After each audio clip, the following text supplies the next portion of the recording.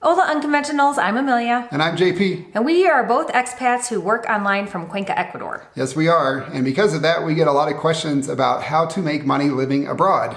And we're going to talk about that in this episode. It might be easier than you think, but it might not be what you think.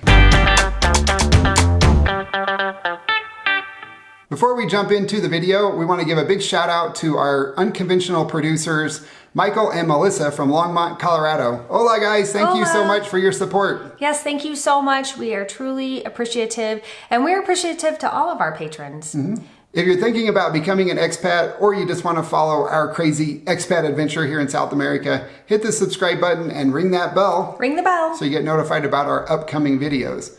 And today's video, we're going to talk about how to make money living abroad. That's a question we get a lot. We do. And one of the first things people ask is, can I get a job there? Well, you can, maybe. Maybe. It's not that easy. Yeah, there are several things you got to think about. The first is local language fluency. Mm-hmm. You got to be able to speak Spanish if you want a job at a business. Exactly. Yeah, because most people, even though in Cuenca there are a lot of English-speaking locals, the majority of people still don't speak English. So the majority of customers only speak Spanish. So you're going to have to be able to interact with customers, clients, vendors, managers, your fellow employees, and they'll all be speaking in Spanish. So there are options also to teach English or your native language in schools here. Right. But the pay is like $4 to $5 an hour, which is like $800 a month before taxes. Yeah, they don't pay. The bottom line is the wages are just going to be lower here because the cost of living is so much lower. Yeah. So you have to realize that if you want to get a job in Ecuador, you're going to be paid at Ecuador rates. Yes. The next thing to think about is the type of visa that you get. Now, there's some visas that allow you to work here, some that require you to work here, and some that prevent you from working here. And this is just Ecuador. Other countries have different laws around their visa types. So we're here on a visa that allows us to work here if we wanted to, but we don't. We choose to work online for companies back in the States. Right. The other thing to think about is that if you earn income locally, you also have to pay local taxes. So that means you're going to be filing tax returns in Spanish, which might be a little challenging. It could be. You know, you have to have an accountant probably help you with that. I would recommend that. So, you know, it's going to cost you more money, and then it's more hassle too. Right. The last thing under the job category is the low pay. We kind of mentioned this before. The minimum wage in Ecuador, and this is kind of the same throughout Latin America, the minimum wage here is $394 per month. That comes out to $2.46 an hour. That's a big difference. That's not a lot of money. No, it's not a lot of money for anybody. It's not a lot here. No, it's not here. You definitely could not live on $400 a month before taxes. No, it'd be, No, because you have to have insurance. You know, I don't know how you would do it. Employer might provide that, but it would be tough to live here on that. Unless you already have it arranged with your visa, I would not come here thinking you're going to find a high-paying job. No, nope.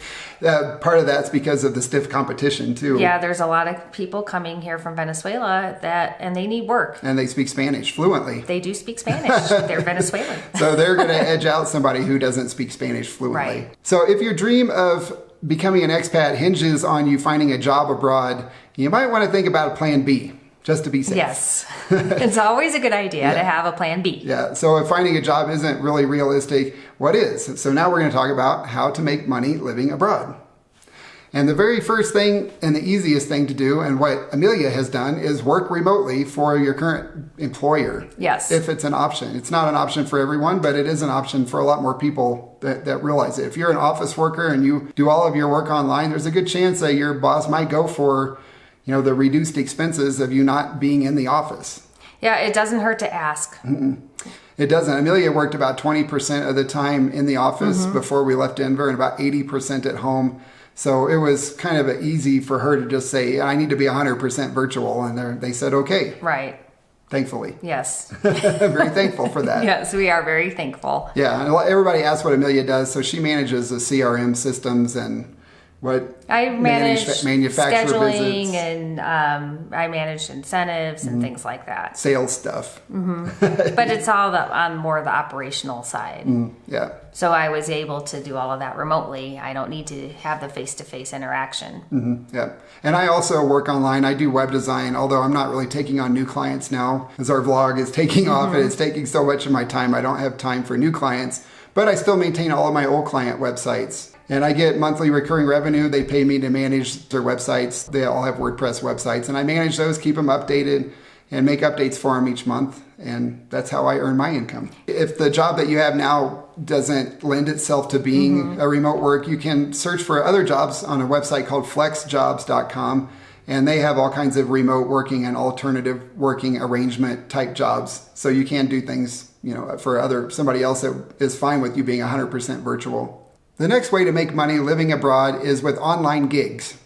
What do you mean by a gig? I feel like a gig is like a band performance at the bar.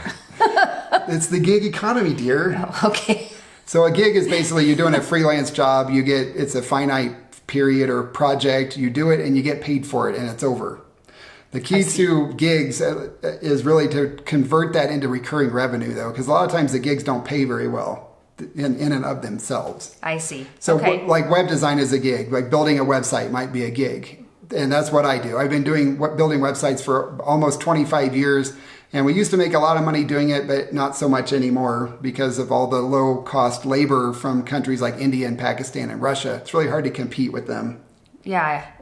And the fact that you can build your own website if you wanted to. Yeah, there are a lot of build your own sites too. So it's a tough business now. And the websites, you can't charge nearly what we used to. So the key in web design is to really get people on board for managed web hosting or social media management, recurring revenue stream. I see. So web design's a loss leader. But you certainly can do the online gigs to make extra money. Well, yeah, I'm going to get to the ones that are better options. Web design is not a great option for making money online these days. Okay. What a really good option is content writing. If you're a good writer, you can write content for websites. There's a website called constantcontent.com. And a few years ago, I wanted to test that out. I submitted a couple of business articles to them, and somebody bought them for $80. And it took me about 4 hours to write them. So that was about $20 an hour that I earned on that. Yeah, that's good. I'd forgotten you'd done that. Yeah, so there are other websites like that where you can submit content and people will buy it.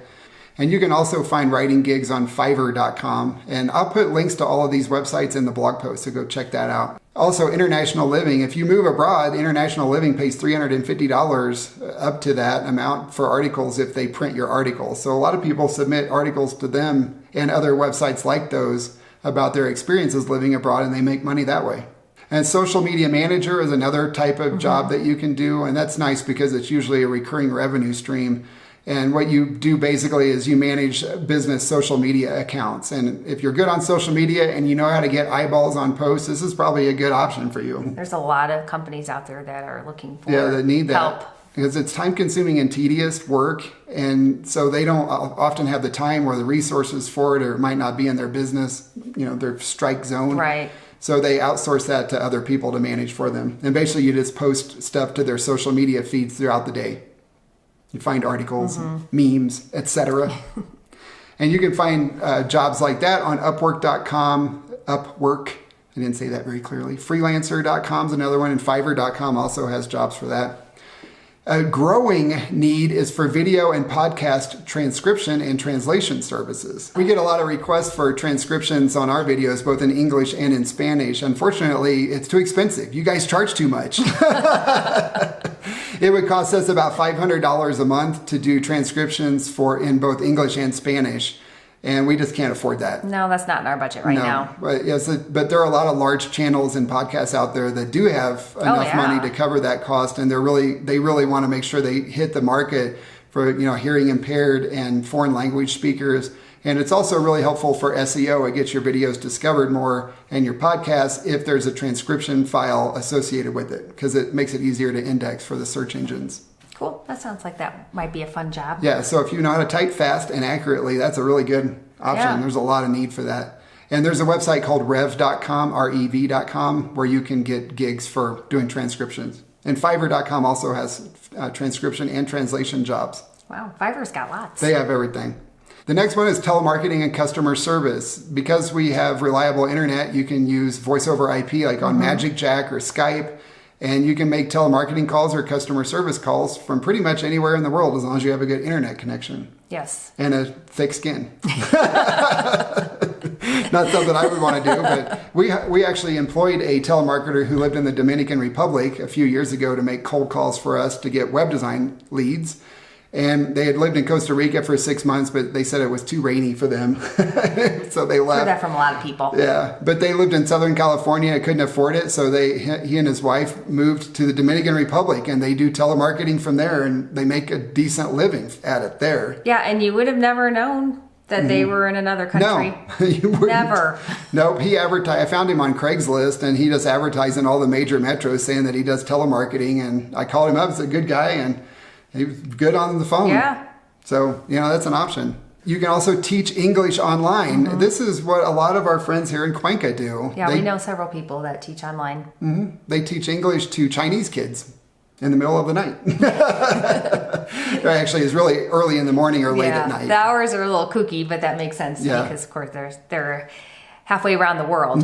Yeah, but that's a really good way. And there's a website called vipkid.com, and we'll link that in the blog post. And that's what we've heard the best things about. There's several websites that do this, though.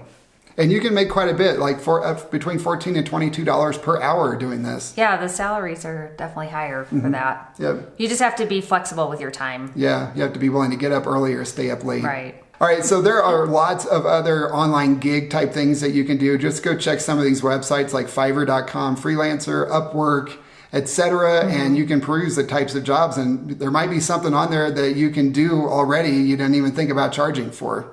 That's a really good point. I mean, there's no way we could list Go over everything. And there's so much that we don't know. So we definitely want to hear from you all and let us know what your ideas are. Yeah, if you do something different or have a different idea, put that in the comments and we'll add that to the blog post so that other people can think about it for themselves. Yes. All right, so once you get to your expat destination, you might want to consider starting a business. So we know a lot of expats in Cuenca who own their own business. Yeah, it's really cool. There's such a strong entrepreneurial spirit here. There really is. It is entrepreneurial spirit among the Ecuadorians and the expats. So here are just a few of the businesses that we know that are owned by expats. So we've got Cuenca Expats Magazine, and we interviewed Ed for that. Ed Lindquist in one of our previous videos. I'll link that up there so you can go watch that if you want to. There's also Cuenca High Life, the Cuenca Dispatch. These are magazines / newspapers, online blogs about Cuenca. There's San Sebas Cafe and Namaste India. You don't have to be from America to be an expat. That's owned by Indian expats. Double D's Delights. That's a catering business. They do a lot of desserts and stuff. Bodie Burgers, Daisy's Pet Food, Altissimo Chocolate, Artesana Panaderia. That's owned by some Venezuelan expats who moved here several years ago and started their bakery. And we love their bread. VIP Home Healthcare of Cuenca, and I'm going to link that up there too, so you can go watch the video that we did interviewing them about their home healthcare business that they started. Vino and Van Gogh is like a canvas and cocktails business that's here in Ecuador, in Cuenca. And that's very popular with the expats. It is. And then Madre Tierra and Villa de los Sueños are resorts that are owned by expats. Yeah, there's a wide variety of expat businesses out here. Like the Tribal Fusion House, where I take my belly The Tribal Fusion House. Julio is a Chilean expat. That's right. That is really, really cool. I love it. It is, yeah. So we also know massage therapists, people that do Reiki, yoga. I mean, you name it, there's people here doing it. Yep. Yeah, and that's how they earn their money. Also blogging and vlogging. We know other bloggers and vloggers who make money doing this. Yes, we do. It's not just us. It's not just us. I know. So there's lots and lots of things that you can do to start a business living abroad. A lot of things we take for granted back in the States or in Europe. Sometimes some of those things just aren't available here, and there's a market for it. They just haven't made it here yet. Exactly. Yeah. So there's a lot of businesses already started by expats, but there's a lot more opportunity for that. Oh, I forgot Jungle Gym. Oh, yeah. There's so many. There's a lot. I don't have to keep this list updated. I've got this whole list on our blog, so if you want to go research these companies, you can. Once you have all of this stuff in your head, then you got to decide what you want to do. That can be the hardest part, but that is the most important thing. Don't get analysis paralysis. No, you got to just try stuff. You do. The best piece of advice I can give you on this is do what you already know. Yeah, unless you have a lot of time and you want to learn something new and you're not really worried about making money. Agreed. Yeah, but the whole point of this is making Stick money within living your abroad. skill set. The whole point of this, though, is making money living abroad. Right. So if you're not interested in making money, why are you watching this video? Do what you already know, because if you want to make money at it tomorrow, you needed to start several years ago. So it could be a hobby or your career. It doesn't have to be, the job you've always done. It could be a hobby that you enjoy doing, like photography. Right. If you're good at it, if people ask you for advice about it, you can probably start a business or find gigs doing that. So, but you need to know what you're doing already. Don't come here expecting to learn a new skill or something. Like if you can't type, don't worry about applying for transcription jobs. If you're a hunt and pecker like this, it would be very painful for you. The transcription's probably not the ideal thing. Neither is web design. There's lots of typing in web design. Do what you already know how to do.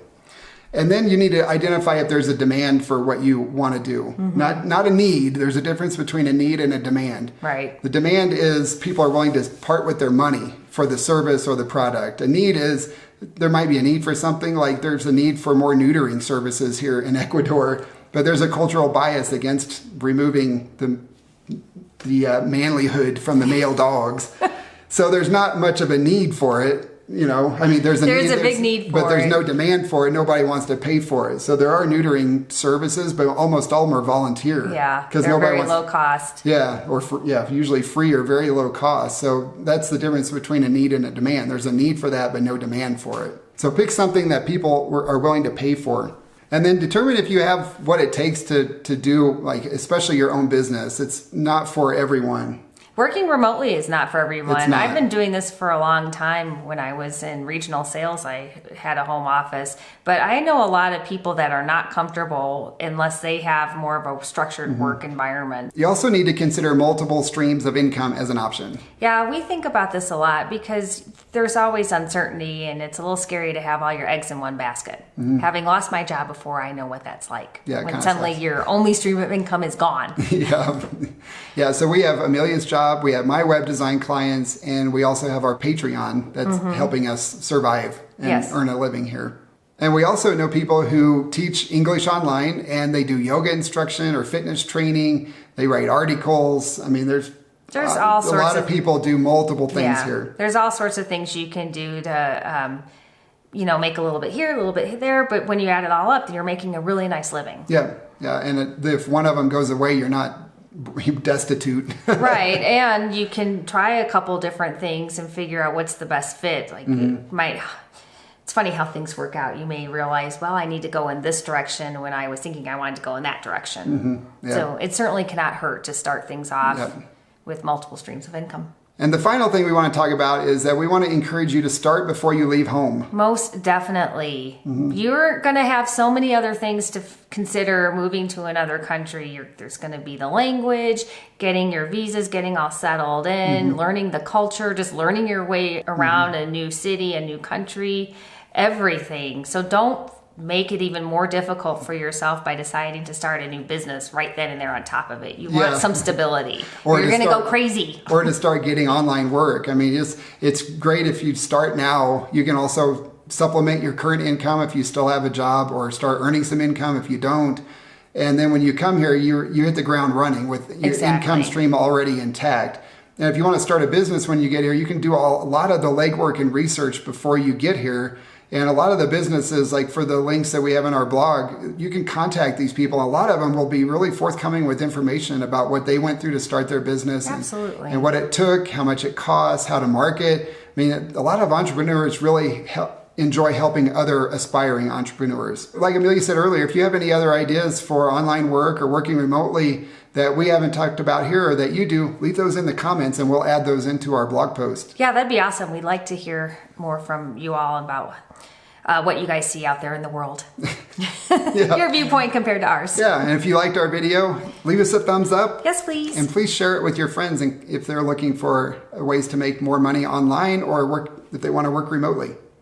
Sounds good. Yeah, I think we're done for today. It's a long video. Yes, we like to talk. We are talkers. Although you talked more in this one. Yeah, but that's okay. This is my field. It is. Amelia's been an employee. I've been an entrepreneur most of my whole life. All right, guys. Thanks for watching. Let us know if you have any questions, and we'll see you in the next video. Ciao. Ciao.